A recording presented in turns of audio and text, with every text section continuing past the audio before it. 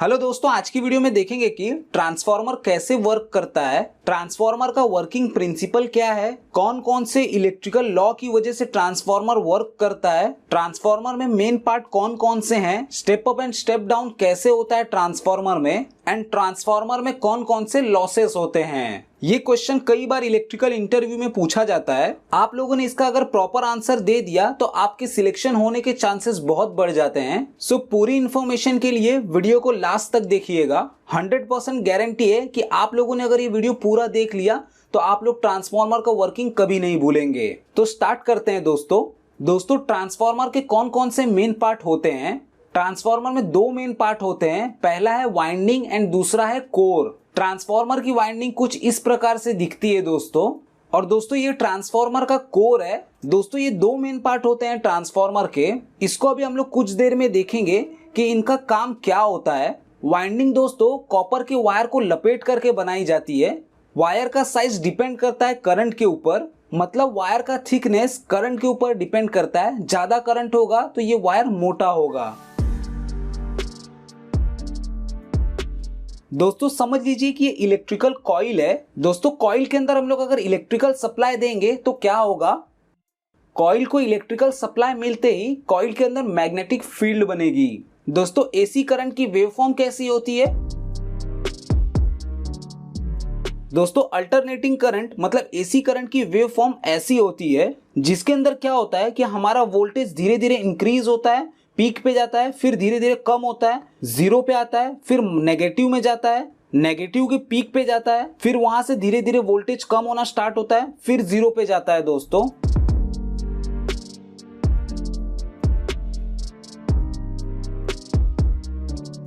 तो दोस्तों AC current की वेवफॉर्म कैसे होती है कि पहले जीरो से स्टार्ट होकर धीरे धीरे वोल्टेज इंक्रीज होता है, 100 वोल्ट तक पहुंचता है, फिर धीरे धीरे इंक्रीज होकर 230 वोल्ट तक पहुंचता है, फिर धीरे धीरे कम होना स्टार्ट होता है, वापस 100 पे आता है, फिर धीरे धीरे कम होकर 0 पे आता है, फिर और कम होकर माइनस में जाता है वोल्टेज, माइनस में कम होते होते 230 माइनस वोल्ट में जाता है, फिर वापस धीरे धीरे बढ़ना शुरू होता है, -100 पे आता है वोल्टेज, फिर वापस 0 पे आ जाता है। फिर ऐसे ही कंटिन्यू ये वेवफॉर्म चलती रहती है, जैसा कि आप लोग एनिमेशन वेवफॉर्म में देख सकते हैं। तो दोस्तों जब हम एसी सप्लाई वाइंडिंग पे देते हैं तो क्या होता है, जैसे जैसे हमारा वोल्टेज इंक्रीज होता है, जैसे कि मान लीजिए 0 से मेरा जब 100 वोल्ट पे पहुंचता है तो कुछ मैग्नेटिक फील्ड बनेगी जो कि थोड़ी वीक होगी। जैसे ही वोल्टेज मेरा इंक्रीज होकर 230 वोल्ट तक पहुंचेगा मेरी मैग्नेटिक फील्ड स्ट्रांग हो जाएगी। फिर वोल्टेज कम होना स्टार्ट हो गया तो मेरी मैग्नेटिक फील्ड वापस थोड़ी कम होना स्टार्ट हो जाएगी, फिर 0 पे आ जाएगा तब मैग्नेटिक फील्ड 0 हो जाएगी।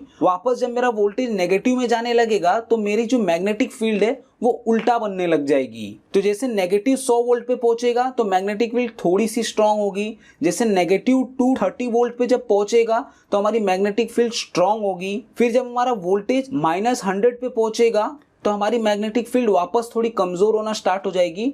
जब वोल्टेज हमारा 0 पे पहुंच जाएगा तो हमारी मैग्नेटिक फील्ड खत्म हो जाएगी। लेकिन ऐसे कंटिन्यू साइकिल चलती रहती है तो क्या होगा दोस्तों कि हमारी कंटिन्यू मैग्नेटिक फील्ड बनती रहेगी, कम होगी, फिर उल्टा मैग्नेटिक फील्ड बनेगी, फिर कम होगी, फिर वापस उल्टी मैग्नेटिक फील्ड बनेगी। ऐसा कंटिन्यू चलता रहता है एसी के केस में। दोस्तों अब हम लोग देख लेते हैं कि अगर कोई कंडक्टर को हम लोग मैग्नेटिक फील्ड में रखेंगे तो उस कंडक्टर के ऊपर क्या इफेक्ट पड़ता है।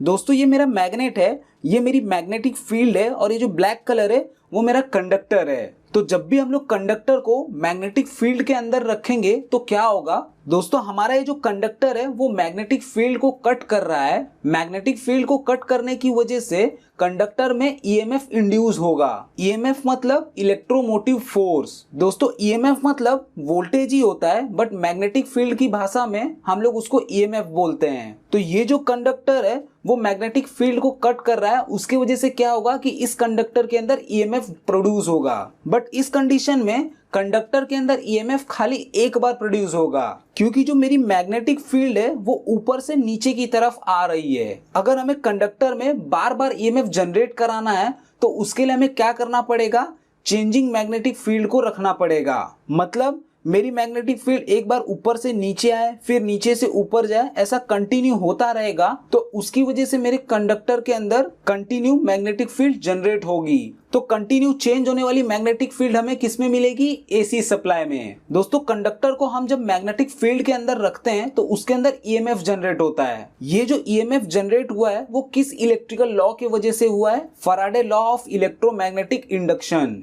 इसको दोस्तों Faraday law of mutual induction भी बोलते हैं। तो ईएमएफ किस लॉ की वजह से जनरेट हुआ? Faraday law of electromagnetic induction की वजह से। तो दोस्तों अब हम लोग देख लेते हैं कि ट्रांसफार्मर कैसे वर्क करता है।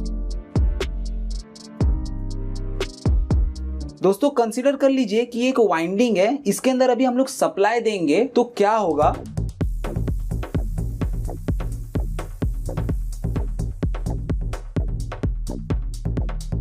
तो दोस्तों जैसे हम लोग वाइंडिंग को इलेक्ट्रिकल सप्लाई देंगे तो वाइंडिंग के अंदर मैग्नेटिक फील्ड बनना शुरू हो जाएगी। अगर हम लोग इस वाइंडिंग को एसी सप्लाई देंगे तो इसके अंदर कंटिन्यू चेंजिंग होने वाली मैग्नेटिक फील्ड बनेगी। जैसा कि आप लोग एनिमेशन में देख सकते हैं, ये जो वाइंडिंग है ये मैग्नेटिक फील्ड बना रही है। अब मैं क्या करूंगा कि एक दूसरी वाइंडिंग को इसके नजदीक ला के रख दूंगा, तो क्या होगा दोस्तों मैंने क्या किया कि जो दूसरी वाइंडिंग है इसको मैंने पहली वाइंडिंग के नजदीक में लाके रख दिया है। तो पहली वाइंडिंग हमारी क्या कर रही थी कि मैग्नेटिक फील्ड बना रही है, क्योंकि इसको हम लोगों ने इलेक्ट्रिकल सप्लाई दे के रखा है। और ये जो दूसरी वाइंडिंग है वहां पे क्या होगा दोस्तों, ये जो मैग्नेटिक फील्ड बन रही है, ये जो दूसरी वाइंडिंग है उस मैग्नेटिक फील्ड को ये वाइंडिंग कट कर रही है। तो हमारी जो सेकेंड वाली वाइंडिंग है इस मैग्नेटिक फील्ड को कट कर रही है। उसकी वजह से क्या होगा दोस्तों कि ये जो सेकेंड वाली वाइंडिंग है इसके अंदर ईएमएफ जनरेट होगा। जैसा कि हम लोगों ने पहले देखा था कि मैग्नेटिक फील्ड के अंदर अगर हम लोग कोई कंडक्टर रखते हैं तो उस कंडक्टर के अंदर ईएमएफ जनरेट होता है। सेम उसी प्रकार दोस्तों ये जो मैग्नेटिक फील्ड है जो कि मेरी वाइंडिंग 1 बना रही है, उस मैग्नेटिक फील्ड के अंदर हम लोगों ने वाइंडिंग 2 को रख दिया तो क्या होगा दोस्तों, वाइंडिंग 2 के अंदर ईएमएफ जनरेट होगा। बट दोस्तों जैसा कि आप लोग देख सकते हैं कि यहाँ की जो मैग्नेटिक फील्ड है खाली वही यूज में आ रही है, यहाँ की मैग्नेटिक फील्ड वेस्ट हो जा रही है। मतलब 75% से लेके 50% तक के आसपास की मैग्नेटिक फील्ड वेस्ट हो रही है। तो ये जो मैग्नेटिक फील्ड है वो वेस्ट ना हो उसके लिए हम लोग क्या करते हैं, कोर का यूज करते हैं। जो कोर होता है दोस्तों वो मैग्नेटिक फील्ड को वेस्ट होने से बचाता है। तो कोर हमारा मैग्नेटिक फील्ड को वेस्ट होने से कैसे बचाता है वो देख लेते हैं।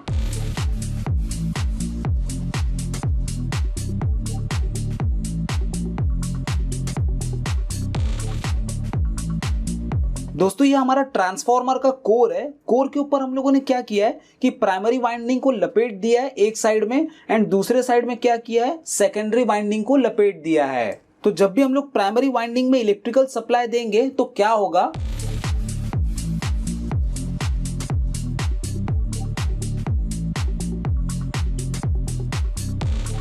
तो दोस्तों जैसे ही हम लोग इलेक्ट्रिकल सप्लाई देंगे प्राइमरी वाइंडिंग को तो ये वाइंडिंग क्या करेगी, मैग्नेटिक फील्ड बनाएगी। जैसा कि हम लोगों ने पहले देखा था कि वाइंडिंग में जब हम इलेक्ट्रिकल सप्लाई दे रहे थे तो वाइंडिंग में कुछ इस प्रकार से मैग्नेटिक फील्ड बनती है। बट दोस्तों इस केस में क्या होगा, कोर होने की वजह से ये जो मैग्नेटिक फील्ड ऐसी बन रही थी उसको ये बाहर नहीं जाने देगा। मतलब कोर का काम क्या होता है कि मैग्नेटिक फील्ड को पकड़ के रखना, एक रास्ता दिखाना। तो ये जो मेरी मैग्नेटिक फील्ड है जो कि यूज हो रही है उसको हम लोग मैग्नेटिक फ्लक्स बोलते हैं। ये मेरी मैग्नेटिक फील्ड या फ्लक्स क्या होगी कि मेरे सेकेंडरी वाइंडिंग के ऊपर जा करके कट होगी।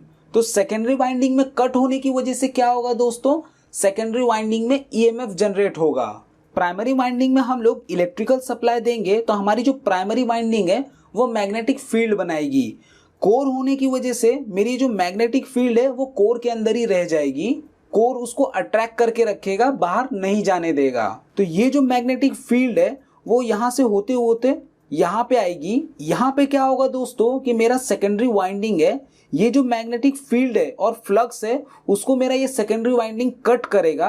कट होने की वजह से क्या होगा दोस्तों, सेकेंडरी वाइंडिंग के अंदर ईएमएफ जनरेट होगा। ईएमएफ मतलब क्या होता है दोस्तों, वोल्टेज। तो सेकेंडरी में ये वोल्टेज कहाँ से आया और किस लॉ की वजह से आया, ये Faraday law of electromagnetic induction की वजह से आया। दोस्तों जैसा कि आप लोगों ने समझा कि बिना वायर को टच किए हुए यहाँ पे वोल्टेज प्रोड्यूस हो गया। इसीलिए दोस्तों ट्रांसफार्मर को हम लोग क्या बोलते हैं कि ट्रांसफार्मर म्यूचुअल इंडक्शन पे वर्क करता है। बिना टच किए हुए भी यहाँ पे वोल्टेज जनरेट हो गया। इसके लिए इसको दोस्तों Faraday law of mutual induction भी बोलते हैं। दोस्तों अभी तक आप लोगों को समझ में आ गया होगा कि सेकेंडरी वाइंडिंग के अंदर ईएमएफ कैसे जनरेट होता है। अब हम लोग देख लेते हैं कि ट्रांसफार्मर में step up and step down कैसे होता है।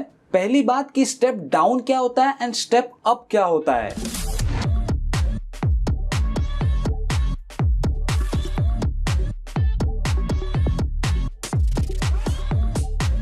तो दोस्तों step up and step down को समझने के लिए मैंने एक छोटा सा डायग्राम बनाया है। तो ये जो ट्रांसफार्मर है इसके अंदर हम लोग क्या कर रहे हैं, 100 वोल्ट का इनपुट दे रहे हैं और हमें आउटपुट में कितना मिल रहा है दोस्तों, 50 वोल्ट मिल रहा है।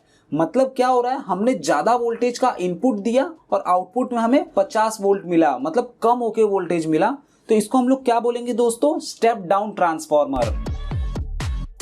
वहीं पे दोस्तों दूसरे केस में क्या हो रहा है कि मैंने वोल्टेज कितना दिया, 50 वोल्ट दिया और मुझे आउटपुट कितना मिल रहा है, 100 वोल्ट मिल रहा है। तो इस केस में क्या हो रहा है कि मेरा इनपुट वोल्टेज कम था और आउटपुट वोल्टेज मुझे ज्यादा मिल रहा है। तो इसको क्या बोलेंगे दोस्तों, स्टेप अप ट्रांसफार्मर।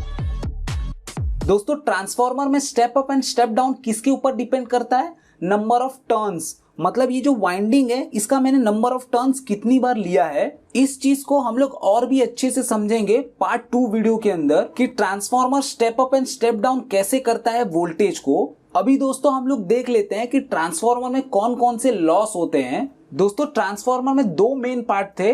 पहला तो हमारा कोर था, दूसरा हमारा वाइंडिंग था। तो ट्रांसफार्मर में मेन लॉस इन्हीं 2 के अंदर होता है। तो हमारा जो कोर होता है उसके अंदर 2 टाइप के लॉस होते हैं। कोर लॉस के अंदर पहला लॉस है हिस्टेरेसिस लॉस एंड दूसरा लॉस है एडी करंट लॉस। हिस्टेरेसिस जो लॉस होता है वो हमारा मैग्नेट के ऊपर होता है। ट्रांसफार्मर के ये जो लॉस हैं इसको डीप में हम लोग पार्ट 2 वाली वीडियो में देखेंगे। तो ट्रांसफार्मर के अंदर ये जो हिस्टेरेसिस लॉस हो रहा है इसको कम करने के लिए हम लोग क्या करते हैं कि जो हमारा कोर होता है उसका जो मटेरियल है वो हम लोग सिलिकॉन स्टील का मटेरियल यूज करते हैं। और वहीं पे दूसरा लॉस कौन सा था, एडी करंट लॉस। तो जो एडी करंट लॉस होता है उसको कम करने के लिए हम लोग क्या करते हैं, जो कोर होता है उसको पतले पतले शीट का यूज करते हैं। एक अक्खा शीट नहीं ले लेते, हम लोग पतले पतले बहुत सारी शीट का यूज करते हैं जिससे कि एडी करंट लॉस कम हो जाता है। और वहीं पे दोस्तों हमारा दूसरा मेन पार्ट कौन सा था, वाइंडिंग। तो वाइंडिंग के अंदर भी लॉस होता है I2R लॉस। ये लॉस दोस्तों हमारी वाइंडिंग की रेजिस्टेंस की वजह से होता है।